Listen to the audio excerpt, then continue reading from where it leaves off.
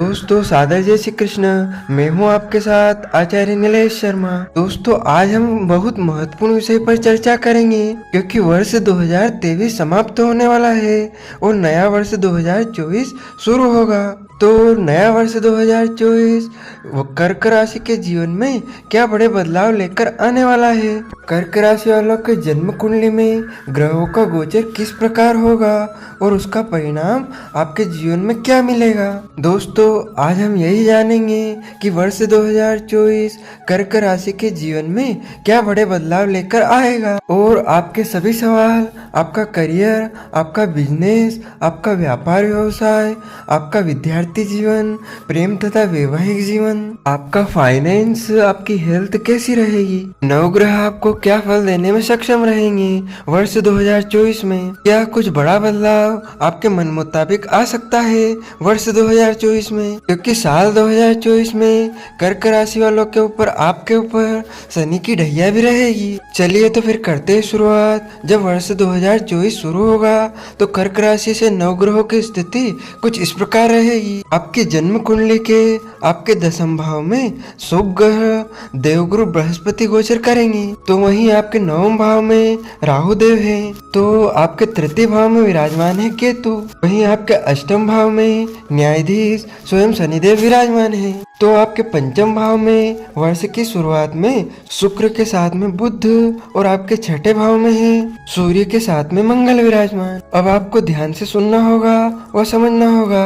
सबसे पहले हम शुभ ग्रह देवगुरु बृहस्पति की बात करते हैं और देवगुरु बृहस्पति आपका भाग्य बनाने वाले ग्रह है। नवम भाव के मालिक देवगुरु बृहस्पति आपकी जन्म कुंडली के दशम भाव में बैठे रहेंगे अप्रैल 2024 तक। फिर मई 2024 में वह आपके एकादश भाव में प्रवेश कर लेंगे। अप्रैल तक तो देवगुरु बृहस्पति अपने मित्र के घर में है दशम भाव में, और वह आपके जन्म कुंडली के चतुर्थ भाव को देखेंगे, तृतीय भाव को देखेंगे। तो अप्रैल 2024 से पहले पहले अगर आप कोई परिवर्तन करना चाहते हैं, फिर आप अपने करियर को लेकर बहुत कुछ सोच रहे हैं, बड़ा सोच रहे हैं, लेकिन कुछ कर नहीं रहे हैं, तो अप्रैल तक का समय आपके लिए शुभ रहेगा।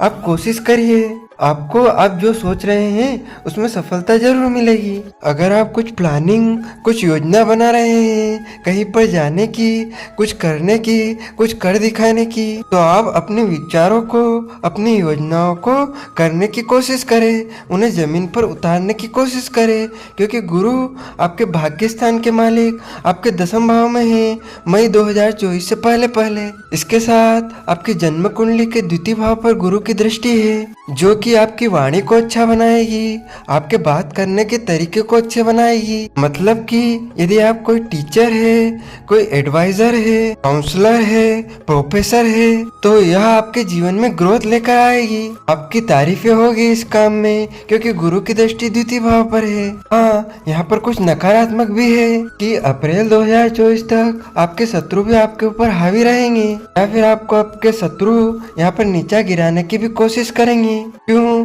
क्योंकि गुरु की दृष्टि आपके छठे भाव पर भी पड़ेगी अप्रैल 2024 तक, तो यह थोड़ा न कहीं आपके स्वास्थ्य को हानि पहुंचा सकता है। तो आप थोड़ा खान पान पर विशेष ध्यान दें, बाहर का खाने से विशेष रूप से बचें, कि गुरु की दृष्टि आपके छठे भाव पर हेल्थ को भी थोड़ा कमजोर करती है, और खासकर खाने पीने पर, खासकर पेट से संबंधित अप्रैल 2024 तक तो इसका थोड़ा विशेष ध्यान दीजिएगा। लेकिन यह गुरु अप्रैल तक आपके माता के साथ में, आपके परिवार के साथ में सुख सुविधाओं को बढ़ाएगी, यानी कि फैमिली में जो मन मुटाव था, जो पति पत्नी में आपसी मतभेद थे, उनको यहाँ पर दूर करेगी। लेकिन फिर मई 2024 से देवगुरु बृहस्पति आपके एकादश भाव में प्रवेश करेंगी। देवगुरु बृहस्पति आपकी जन्म कुंडली के एकादश भाव में अपने शत्रु के घर में चले जाएंगे। जैसे ही गुरु आपके एकादश भाव में जाएंगे तो आपका भाग्य थोड़ा कमजोर होगा। हालांकि 11वां भाव कुंडली का अच्छा माना जाता है,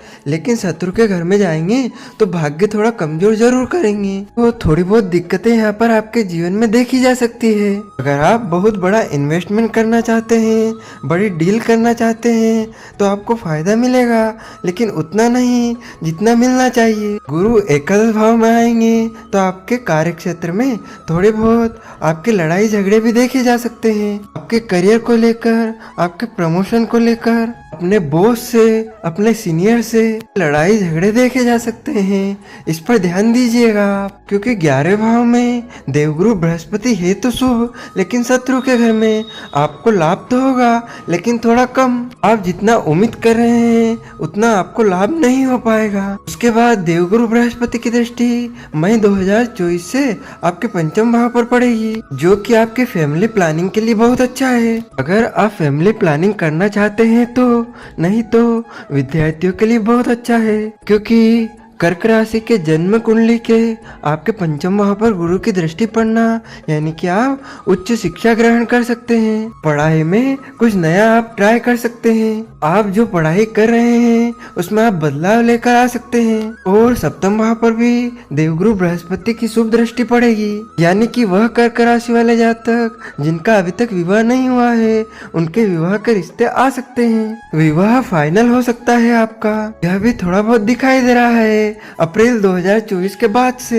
बस आपको अपनी वाणी पर ध्यान देना है और किसी से बिना वजह की बहस नहीं करना है। वहीं अगर हम राहु ग्रह की बात करें तो राहु आपकी जन्म कुंडली के नवम भाव में रहेंगे, जो कि अच्छा नहीं है कि नवम भाव होता है भाग्य का, क्योंकि भाग्य के मालिक देवगुरु बृहस्पति है और उनके घर में राहु पूरे वर्ष बैठे रहेंगे। दोस्तों, जब नवम भाव में राहु रहते हैं ना तो आपके पिता के साथ में मतभेद करवाते हैं, उनकी स्वास्थ्य को, उनकी करियर को मजबूत की जगह थोड़ा कमजोर करते हैं। क्योंकि ज्योतिष शास्त्र में कहा जाता है कि कुंडली में जब नवम भाव में राहु होते हैं ना तो पितृ दोष का निर्माण करते हैं। नवम भाव में राहु देव कुछ दिक्कतें लाएंगे, आपके और आपके पिता के विचारों में मतभेद रहेंगे, विचार नहीं मिलेंगे, या फिर पिता के कार्य क्षेत्र में थोड़ा कमजोरी लेकर आता है। और उसके साथ केतु ग्रह आपके तृतीय भाव में रहेंगे, यानी कि टेक्निकल चीजों में आप बहुत अध्ययन करेंगे, ऑनलाइन चीजों में आप बहुत अध्ययन करेंगे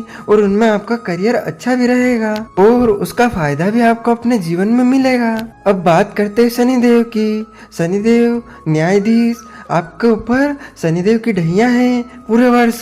शनिदेव न्यायाधीश वक्री हो जाएंगे जुलाई 2024 में। जुलाई 2024 से पहले वो मार्गी रहेंगे आपके अष्टम भाव में। शनि का अष्टम भाव में बैठना जो कि विपरीत राजयोग बनाता है, यानी कि आपके कार्य क्षेत्र में मजबूती लेकर आता है। यानी कि आप कोई भी काम करोगे, आपका कोई भी कार्य क्षेत्र है तो आप वहाँ पूरी मजबूती के साथ में करोगे। यानी कि एक ही लाइन में, एक ही क्षेत्र में अपना जीवन, अपना अध्ययन करना, एक ही चीज में बहुत ही इंटरेस्ट के साथ में लगे रहना। यह शनिदेव आपको कुछ अच्छे फल यहाँ पर देंगे। लेकिन खराब यह हो सकता है कि अगर आपकी जन्म कुंडली में शनिदेव खराब स्थिति में है, नीच के है, शत्रु के घर में है, पाप प्रभाव में है, तो फिर यहाँ पर यह आपको कुछ गलत काम करवाएंगे। हो सकता है कि गलत चीजों की आदत आपको पड़वा दे, नशीली चीजों की आदत आपको लगवा दे, या फिर आपको लड़ाई झगड़े में पड़वा दे, आपको कहीं ना कहीं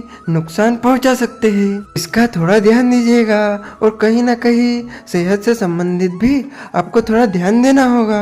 अगर आपके जन्म कुंडली में शनिदेव नीच के, शत्रु के घर में ये खराब होंगे ही तो, नहीं तो शनिदेव यहाँ पर आपको विपरीत परिस्थितियों से निकालेंगे। जैसे कि आपके ऊपर कोई कर्ज है, लोन है, कोर्ट कचहरी का मामला है, तो वहाँ से शनिदेव आपको बाहर निकालने में सक्षम होंगे। शनिदेव की आपके ऊपर ढैया चल रही है तो आप किसी भी चीज को लेकर थोड़ा ज्यादा सोचने लग जाएंगे, किसी भी चीज को लेकर चिंता लेंगे और उससे आप डिप्रेशन में भी जा सकते हैं। इन सब चीजों का आपको पूरे वर्ष 2024 पर ध्यान देना होगा। पॉजिटिव रहिए, पॉजिटिविटी लाकर रहिए, अपने आत्मविश्वास को बना कर रखिए। इसके लिए हम कुछ उपाय बताएंगे हम आपको, क्योंकि शनि की ढैया, शनि की जो खराब स्थिति होती है ना, वह हमारे जीवन में कुछ दिक्कतें लाती है, चुनौती लेकर आती है। लेकिन देवगुरु बृहस्पति यहाँ पर आपके लिए शुभ है और वह अच्छा फल आपको जरूर प्रदान करेंगे। अगर हम सूर्य की बात करें तो सूर्य की स्थिति अच्छी है,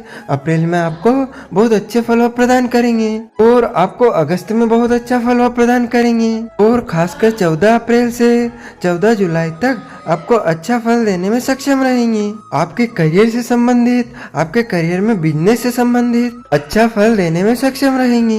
यह बताया हमने दोस्तों कर्क राशि के जीवन में वर्ष 2024 में क्या बदलाव आएगा। अब क्या उपाय करने चाहिए आपको वर्ष 2024 में अपने जीवन को अच्छा बनाने के लिए। शनि की ढैया आपके ऊपर चल रही है तो शनिदेव के बीज मंत्र का जाप करें शनि के प्रभाव को कम करने के लिए। ओम प्राम प्रीम प्रोम स शनैश्चराय नमः 108 बार। इसके साथ में रोज मंगलवार के दिन सुबह हनुमान चालीसा का पाठ करें। शनिवार के दिन काले तिल का दान करना आपके लिए शुभ रहेगा। इन ज्योतिष उपायों से आपके ऊपर आने वाली सभी बाधाएं शांत होंगी और आपके सभी कार्य निश्चय ही पूर्ण होंगे। आपको और आपके पूरे परिवार को सादर जय श्री कृष्ण, सादर धन्यवाद।